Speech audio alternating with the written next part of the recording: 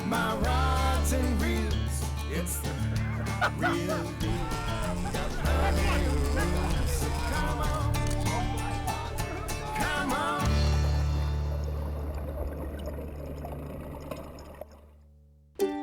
Turks and Caicos is like one of those dreams that you never want to wake from. The islands are stunning, with exquisite white sandy beaches everywhere. But the best part is the turquoise waters surrounding these islands. Mile after mile of fabulous flats waters surround the islands, and deep blue ocean waters awaiting to be fished only a couple of minutes from the marina. My awesome friends, Portia Mogul and Adam Foster from Blue Haven Marina have brought me down here to show the world their new marina and resort. One of the most luxurious in Turks and Caicos, this place has it all. The property is massive and laid out perfectly. The Blue Haven Marina is an official port of entry for TCI and can accommodate yachts up to 220 feet in length. Marina guests can be assured the highest level of service, security, and all the amenities expected from an IGY destination. The Blue Haven Resort is just steps away and has everything you can imagine at a world-class destination. Look at this! With some of the best deep-sea fishing in the Caribbean and the world's third largest barrier reef system to dive, I'll be staying busy. This two-part episode starts out with some deep-sea fishing aboard Delphine Hartshorn's 46-foot Bertram, the Panoply. Guess who? It's there. Thanks for tuning in this week to IGFA Anglers Digest. IGFA Anglers Digest is proudly sponsored by Tropic Star Lodge, Guy Harvey Ocean Foundation, Cobian Footwear, step into quality, comfort, and performance, Mojo Sportswear. Get your mojo on today. Halco Lures, making smart fish dumb. Wild Ocean, for the future of fishing. You know where we are right now? We're actually in Turks and Caicos at the Blue Haven Resort and Marina. We're lucky enough to convince these folks to take us out fishing for a couple of days on the Panoply. And we're with the owner, Delphine, Captain Flex. Got to meet. It was really good meeting you, man. Nice meeting you. We dragged out some marina personnel to go fishing with us, and that is Adam, the manager of the place, and we've got Portia, the operations manager, and Sabian, the mate, and there's a very, very good friend of mine, Russ. And he's from Miami. There's a lot of tarpon and sailfish fishing down there, as well as big bluefin stuff up in Nova Scotia. I've known Russ about 20 years. Deli, thank you so much for letting us come out on this boat, man. It's a pleasure having you on board. All righty, man. Let's dig it. All right. Looking at a chart yesterday, it looks like there's some great offshore fishing just outside of here, and you've got all this great inshore stuff. Absolutely. It takes us about 5 minutes to get from the marina outside the reef. Nice. 10-15 minutes until we drop lines, so that's the beauty of fishing in Turks and Caicos. It sure is. Oh my gosh. Fishing had been so-so, right, for the week coming up to this. Some tunas around under the birds, a few wahoo. Water's getting a little warm for wahoo, so they're kind of moving out. The marlin are kind of moving in. So it's kind of a transitional period here in Turks and Caicos. So Russ, what kind of a spread we're laying out here today? We're gonna fish 3 teasers. Okay. 1 bridge teaser, 2 cockpit teasers for the pitch. And then either a couple lures or baits in the long, and a little center feather, tuna bait down the center. Yeah, that's the way we love to fish. We prefer to pitch a bait to a marlin as opposed to letting them just come up and get stuck on a rigger lure and be jumping way back there. And when you do hook it up, the fish is usually hooked close to the boat. If the first jump happens, it's beautiful, it's interactive, it's pretty awesome, you know? That's it. The jumps are spectacular because it's so close to the boat. The excitement's amazing. That's how we prefer to fish, is pitch baiting a marlin. Love it. And Savian, young kid, just starting out as a mate, he's gonna learn a lot from Russ this week because Russ has been in these waters for many years. So it'll be really interesting for Savian to open his ears, shut his mouth, and just take in everything Russ has to tell him for these few days on the boat. And we're all excited to be together on a boat. I mean, really, that's what fishing really comes down to. We've seen that in a few other locations where sometimes the fishing isn't that great, but the camaraderie and the friendships on the boat are amazing. And that's why we do this. Are we gonna see fish? Hopefully. Are we gonna learn a lot? Absolutely. So it was a great day. We got everybody on the same page with the whole pitch idea. I mean, just putting lures out with no hooks in them, that's something that's kind of hard to wrap your head around. And all of our stuff we were fishing short, we had the pitch ready to go, and we had Savian to learn the finer details of how to bait those pitch baits. So here are the pitch baits, already separated, ready to go. Here we have some nice ballyhoo. We have the 50 line and the 30. So this will be pitching today. It's already separated, set on the side, ready to go. Won't tangle, anything like that. It's just ready to go and we're ready to pitch it. We're having a pretty slow morning, beautiful day, slow fishing at this point, but that just put more smiles on our faces. These are actual, I mean, look at the thickness of these sandwiches, man. Enjoy, guys. All right, thanks, Deli. This is yummy. Basically, we're gonna work around this pinnacle that you see here on the screen, looking to find the birds, giving us an indication of where the yellowfin are, and maybe head into the wall if it's slow and we don't find the birds.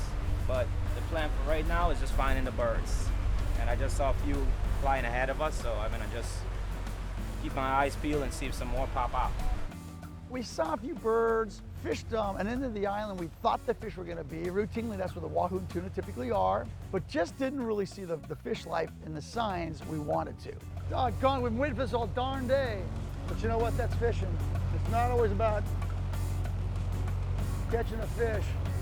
More often it's about making friends, seeing a beautiful area like the Turks and Caicos Islands. Been able to spend a day out here with these folks. Now we get an early morning start on day 2. Again, a beautiful day. There isn't a lick of wind on the water. And that's gonna be a great advantage to us.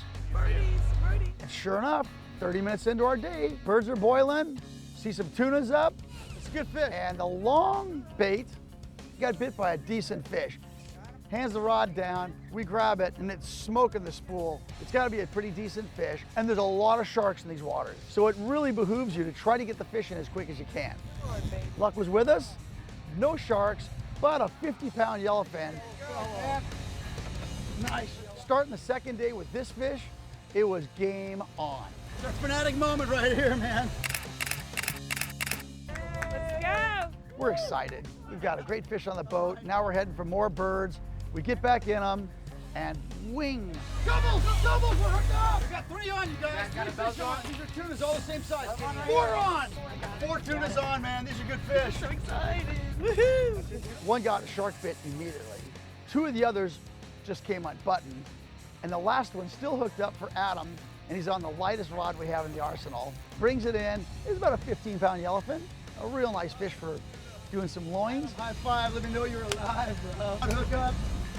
In the box. No, actually it goes. The quad hookup. Now let's get back on those birds. Get back into them a couple of hours later. More bird life. We see tunas boiling on them. Put the lures out. It's just mayhem. It's there. Ah, look at this. I'm doubled up. I can't even turn the handle. Woo.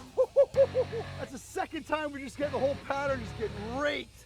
So now it's all about getting Portia and a few of these other anglers that haven't had a chance to reel on fish, let them have a good time doing it. We get a couple of small blackfin tuna, 1 oceanic skipjack tuna, get them on the boat, and Deli, she's winding one in on the smallest rod that we had in the arsenal. She's got a nice little tuna, and I'm standing right next to her, and I see that thing get bit. Oh, that's a shark. I think a shark just nailed you. And I can see her rod just double up and just start to smoke. I didn't sign up for this. Yeah, you did. I came to watch. But after about 20 minutes of her hard-fought battle, she's kind of getting tired. I'll take over My again. arms get hurt. Are you? That's right. Got it. I lean on this fish for about 20, 30 minutes.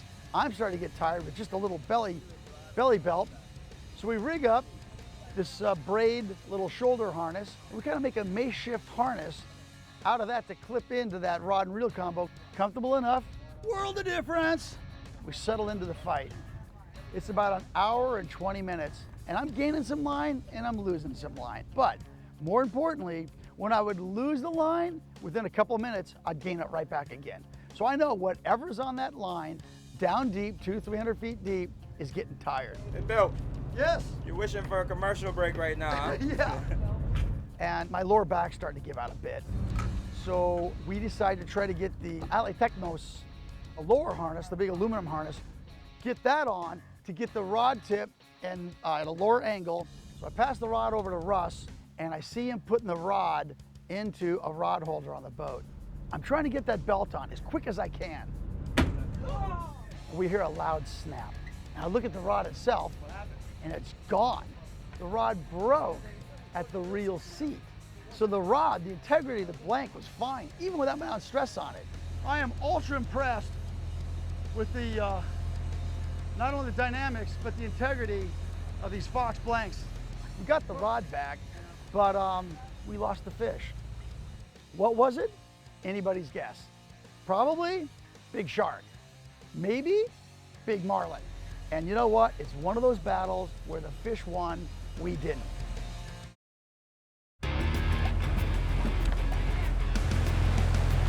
Oh, there it is, long! Oh, how exciting. We were waiting for that all day. Blue marlin came up here on this daisy chain, crushed it. Russ immediately had to drop back out in the water. It came down, gave it to me.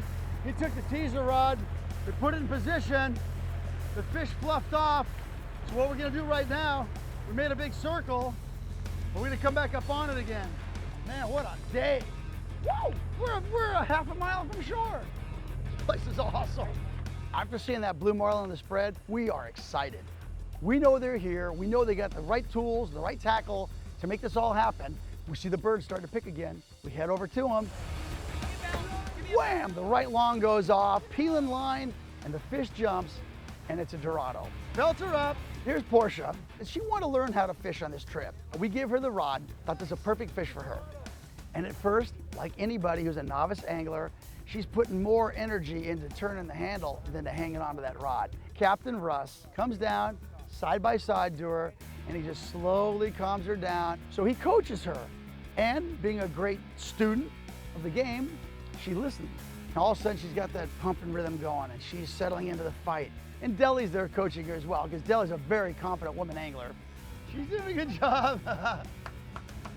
All right, this is our wild ocean. Today, as you've seen, here at Turks and Caicos, we have action all day long. Tunas, Dorado, marlin, sharks, bird life, tide rips. This is a wild ocean. And with every turn of the handle, her smile is getting wider, and that fish is coming in quick. In fact, almost so quick, we're going, okay, slow down, enjoy the experience. We bring it up. It's a nice, maybe a 15-pound female Dorado, which is gonna be a great eating fish. And she is absolutely ecstatic. And immediately claims that she has found a new love in her life, and that's fishing. It's like my second day out. This is amazing. I'm there with the rod, I'm pulling in the fish. I can hear everyone talking around me, but it doesn't matter. It's just me and that baby. And there's an adrenaline. I love it. I just want to do this every weekend now. Yeah. I don't have to come up with gas money. Yeah. This is awesome. You know, it's funny. I don't know who's more hooked, that Dorado or Portia. Now I smell like a fishing woman. And a girl, 2, 3, 2, 3. That's a great shot. Life in Turks. The team is feeling very accomplished. We got fish for the table and fish for stories back in the dock. A very, very great day, extremely rewarding, and one we won't soon forget. IGFA Anglers Digest, proudly sponsored by Reactor Watches, Best Built Performance Sports Watch, Period, King Sailfish Mounts, from the water to your wall, Tough Line, braided lines for the toughest fish, Bubba Blades, the ultimate sportsman's knife, the Los Cabos Tourism Board. So we're here at Provo Turtle Divers, ready to go and get wet. Yeah. And we're going to go up Northwest Point near Amanyara Resort and dive on the wall up there. So we should see loads of fish today. And Turks and Caicos is renowned for its diving, so it's going to be a good day. All right, man, let's get on the boat. My name is Art. If I am to introduce myself, I'm going to be your boat captain today.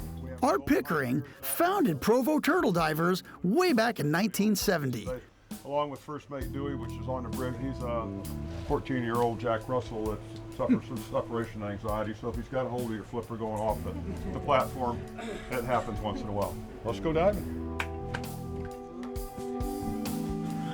It's gonna be awesome. As Adam mentioned, we'll be diving off the Northwest Point on some steep drop-off habitats, which I love. Really excited to dive. With a short 20-minute boat ride away from the docks, we were jumping in to explore the dive site called Amphitheater. I've had the pleasure of diving all over the Caribbean with many longtime friends. But two things I've never done in this vast area is dive Turks and Caicos and to do a dive with longtime friend and fellow madman Adam Foster.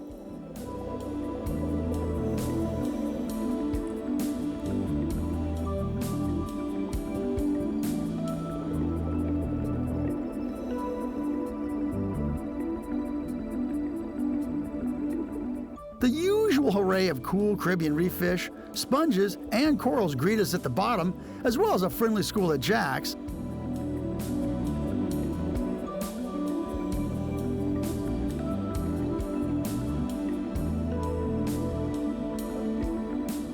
But the real treat of this trip was hanging out and filming a beautiful hawksbill sea turtle at 90 feet in his pristine liquid environment.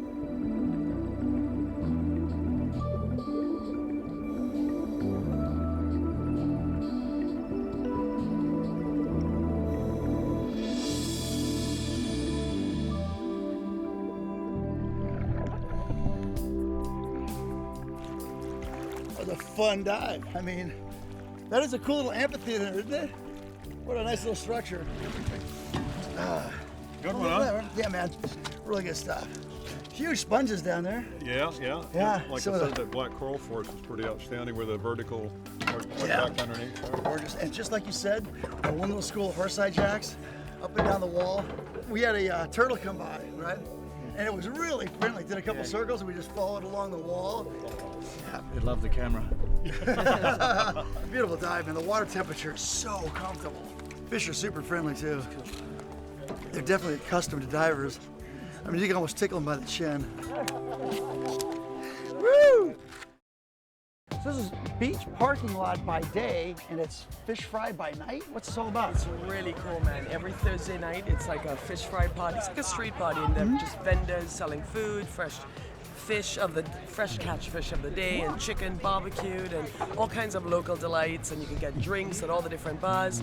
And then there's the junk canoe guys, and they're like carnival people. They come all dressed up in funky costumes and big drums, and they march up and down, and you can dance with them or not. But it's just really, really Or cool. not. I like the way you said that. So it's cool. It's great. It's great for the tourists that can come down and just experience a bit of island life instead of just staying in a hotel. So it works really well. And it's every Thursday all year? All year. Sounds like a ton of fun. There's a ton of people. Parking was really hard to find. This is obviously a happening event. Let's check it out. Now, I'm not entirely sure what to expect, but I know it's going to be a great time. I live for these types of experiences, and it just keeps getting better. The night was young, and locals and tourists keep showing up. Everybody was getting into the party.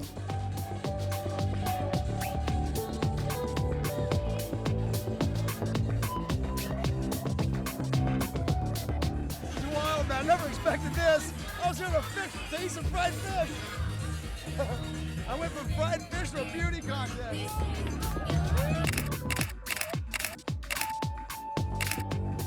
Nothing better than local flavors and local talent.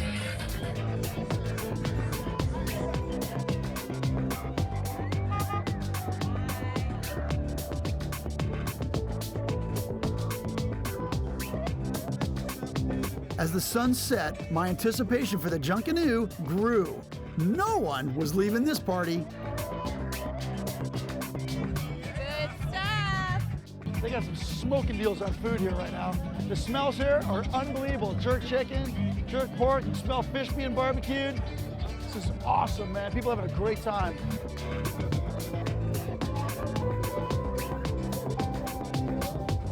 Come and get your cold. What do you got? Coconuts, cold, fresh coconuts. Come and get it. Come and get it. How? You gotta love Turks and Caicos. Cold, fresh coconut. Island rum, Bombara. Keep it alive and direct. One city at a time, one island at a time, one coconut at a time. We're gonna bring happiness in your life. Come and get it. That's a perpetual smile, big man. 1,000, that's how you gonna feel right now? Yeah! Oh, buddy. And you gonna share the love. Wow. Thank you, man. The best form of hydration in the world, coconuts. You know, one and only coconuts. Turks and Caicos, all day. What was this mysterious junkanoo? Then it just happened.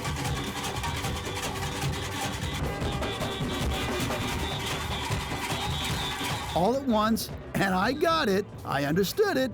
Junkanoo is just like what it sounds.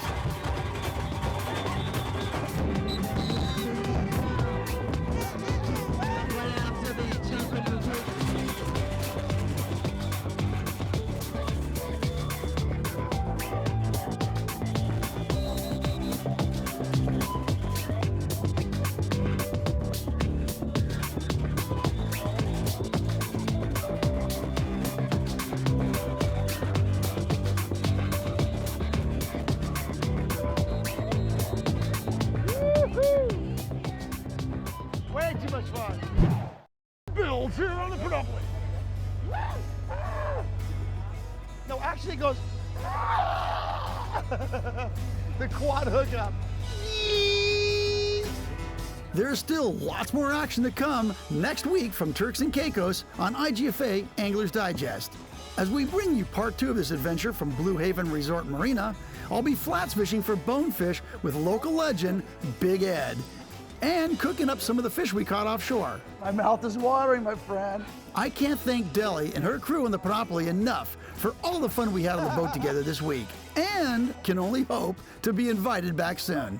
Thank you for watching IGFA Anglers Digest. Man, what a day. Feeling it.